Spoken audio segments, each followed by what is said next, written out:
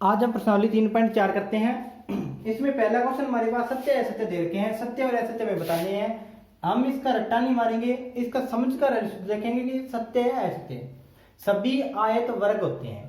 तो सबसे पहले आयत की परिभाषा क्या होती है कि आमने सामने की भुजाएं समान होनी चाहिए।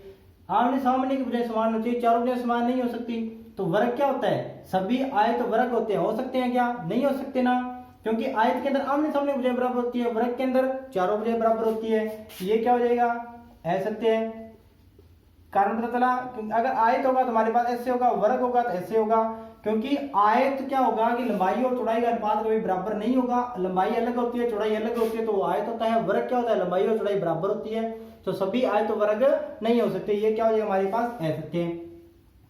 सभी समचतुर्भुज समांतर चतुर्भुज होते हैं। अब समचतुर्भुज की पहचान क्या होती है? चारों भुजाएं बराबर होती है, विकर्ण एक दूसरे को बराबर भागों में बांटते हैं, आमने सामने कोण बराबर होते हैं, को सम्मुख कोण विकर्ण को विकर्ण सम्मुख को विकर्ण क्या है कि सम्मुख कोण को दो बराबर भागों में बांटते हैं। और इसी प्रकार समांतर चतुर्भुज की, इसके अलावा समांतर चतुर्भुज की पहचान क्या होती है? इसके अंदर आमने सामने कोण बराबर होते हैं, इसके अंदर सभी कोण सभी भुजाएं बराबर होती हैं।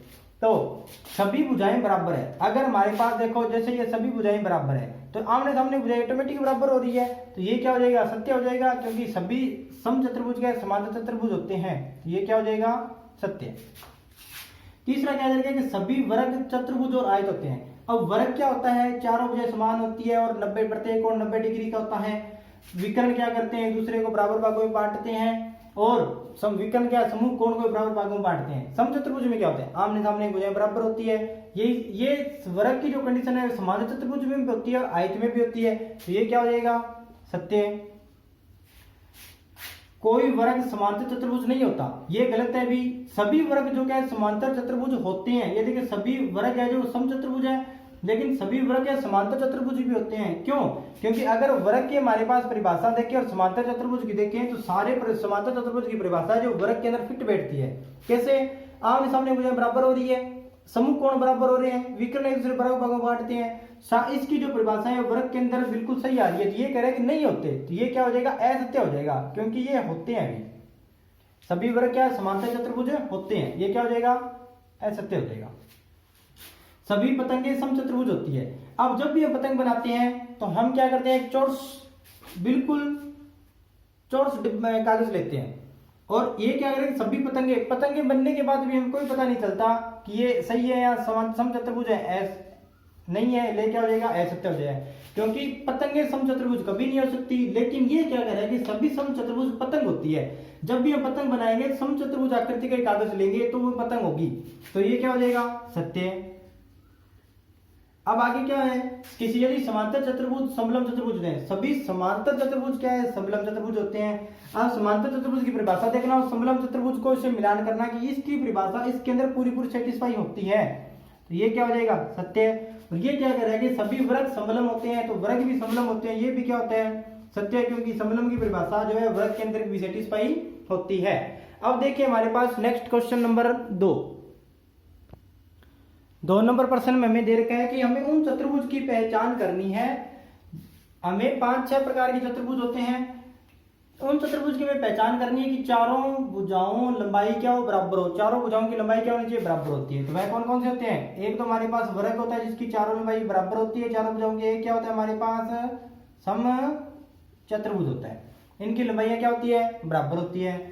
4 समकोणों ऐसी आकृति जिसके अंदर 4 समकोणों कौन सा होता है? वर्ग के अंदर चारों कोण कितने डिग्री के होते हैं? 90 डिग्री के होते हैं। आयत के अंदर प्रत्येक कोण कितने डिग्री का होता है? 90 डिग्री का होता है। यानी कि वर्ग के अंदर भी प्रत्येक कोण 90 डिग्री और आयत के अंदर भी प्रत्येक कोण 90 डिग्री का होता है। यही हमें पहचान करनी थी कि चतुर्भुजों की पहचान कीजिए। 3 नंबर प्रश्न में हमें बताना है कि एक वर्ग है, जो वर्ग होता है वो हमारा एक चतुर्भुज भी होता है, एक समांतर चतुर्भुज भी होता है, एक समचतुर्भुज भी होता है और एक आयत भी होता है। वह कैसे होता है? हमें इसका कारण बताना है। चतुर्भुज कैसे होगा कि वर्ग क्या होता है? 4 भुजाओं से घिरा होता है। 4 भुजाओं से घिरी आकृति होती है। चतुर्भुज क्या होती है? 4 भुजाओं से घिरी आकृति होती है। तो 4 भुजाओं से घिरी आकृति होती है, उसे हम क्या बोलते हैं? चतुर्भुज ही बोलते हैं। वर्ग 4 भुजाओं से घिरी आकृति होती है। समांतर चतुर्भुज में क्या होता है कि एक वर्ग है जो समांतर चतुर्भुज कैसे होगा कि अगर हमारे पास वर्ग की क्या होती है? आमने सामने की भुजाएं बराबर होती है, वर्ग की चारों भुजाएं बराबर होती है, जैसे वर्ग है इसकी चारों भुजाएं बराबर होती है, तो समांतर चतुर्भुज की पहचान क्या होती है कि आमने सामने की भुजाएं समान होती है, आमने सामने की भुजाएं क्या होती है, समान होती है, आमने सामने की भुजाएं समान होती है, वर्ग में की वर्ग के चारों भुजाएं समान होती है, आमने सामने की भुजाएं भी समान हो जाएगी। दूसरा क्या होता है, ये इसी प्रकार की परिभाषाएं हैं जो आप लिख सकते हो आराम से भी, कि दूसरा क्या होता है, समांतर चतुर्भुज के सम्मुख कोण बराबर होते हैं, इसके अंदर चारों कोण वर्ग के 90 डिग्री होते हैं, सम्मुख कोण ऑटोमेटिक बराबर हो रहे हैं। वर्ग क्या करते हैं, विकर्ण को दो बराबर भागों में बांटता है, और समांतर चतुर्भुज की परिभाषा क्या होती है, दो बराबर भागों में बांटती है।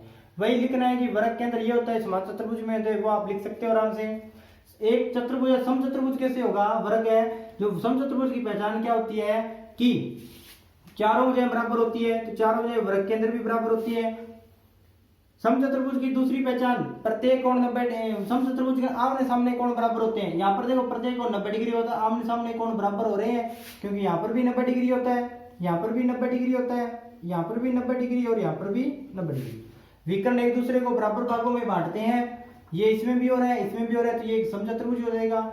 आयत में भी इसी प्रकार लिख देंगे कि आमने सामने की भुजाएं, आयत की परिभाषा क्या होती है, आमने सामने की भुजाएं बराबर होती है, तो आमने सामने भुजाएं बराबर हो तो रही है, भी चारों भुजाएं बराबर है, तो क्या आमने सामने भुजाएं बराबर 37 हो रही है ना आयत की परिभाषा, और प्रत्येक कोण 90 डिग्री का हो रहा है, सेम वही परिभाषा। इसी प्रकार आप देख सकते हो कि एक वर्ग है जो चतुर्भुज भी होता है, समांतर चतुर्भुज भी होता है, समचतुर्भुज भी होता है और आयत भी होता है।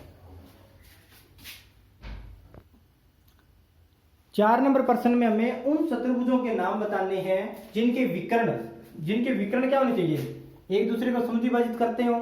ऐसे कौन से चतुर्भुज हैं जिनके विकर्ण एक दूसरे को समद्विभाजित करते हैं, एक दूसरे को लंब समद्विभाजित करते हैं। लंब समद्विभाजित का मतलब होता है कि जब वो एक दूसरे को काटते हैं तो 90 डिग्री कोण बनाते हैं, तो ऐसे कौन से चतुर्भुज होते हैं जो विकर्ण को लंब समद्विभाजित करते हैं। तीसरा है कि कौन से चतुर्भुज है जिसके विकर्ण क्या होते हैं, बराबर होते हैं। देखिए मैं देखा जिनके विकर्ण, देखिए विकर्ण एक दूसरे को समद्विभाजित करते हैं, तो समद्विभाजित भी समचतुर्भुज भी करता है। समद्विभाजित कौन कौन करता है, समचतुर्भुज भी करता है, समांतर चतुर्भुज भी करता है, वर्ग भी करता है और आयत भी करता है। ठीक है, एक आती है हमारी पतंगाकार आकृति, वो भी क्या होती है कि एक दूसरे को पतंगाकार आकृति, वे भी क्या होती है, विकर्ण को दो बराबर भागों में बांटती है। दूसरा क्या है कि एक दूसरे पर लंब समद्विभाजित, लंब समद्विभाजित कौन करेगा, जिसकी चारों भुजाएं बराबर होगी वही क्या होगा, लंब समद्विभाजित, वो वही विकर्ण क्या, उसी आकृति के विकर्ण लंब समद्विभाजित करते हैं, वर्ग और सम चतुर्भुज। ये क्या होते हैं, इन दो आकृतियों के विकर्ण परस्पर लंब समद्विभाजित होते हैं। विकर्ण बराबर किस किस के होते हैं, वर्ग के विकर्ण बराबर होते हैं और आयत के विकर्ण क्या होते हैं, बराबर होते हैं। अगर इसमें ध्यान दे लेना भी कोई और आकृति हो तो आप थोड़ा ध्यान दे लेना, बाकी लगभग तो यही होती है। 5 नंबर क्वेश्चन में देखिए कि हमें बताया है कि एक आयत है, उत्तल चतुर्भुज कैसे हैं। तो सबसे पहले देखिए एक आयत बनाइए और उसके विकर्ण खींचिए, विकर्ण खींच दिए हमने। अब हमें पता होना चाहिए कि उत्तल चतुर्भुज की पहचान क्या होती है। ऐसी आकृति जिसके सभी विकर्ण है जो आकृति के अंदर बने वो हमारा उत्तल चतुर्भुज होता है, और एक भी अगर विकर्ण बाहर बन जाए तो वो हमारा अवतल चतुर्भुज होता है। देखिए इसके अंदर कोई विकर्ण बाहर बना है क्या, सारे अंदर ही बन रहे हैं। इसी प्रकार ये क्या है, क्यों है, क्योंकि आयत में विकर्ण, आयत में विकर्ण क्या है, आकृति के अंदर ही बनते हैं, आकृति के अंदर बनते हैं, आकृति के अंदर बनते हैं। तो यह क्या हो, एक उत्तल चतुर्भुज होगा, उत्तल चतुर्भुज होगा। ये क्या हो जाएगा, इसका आंसर हो जाएगा।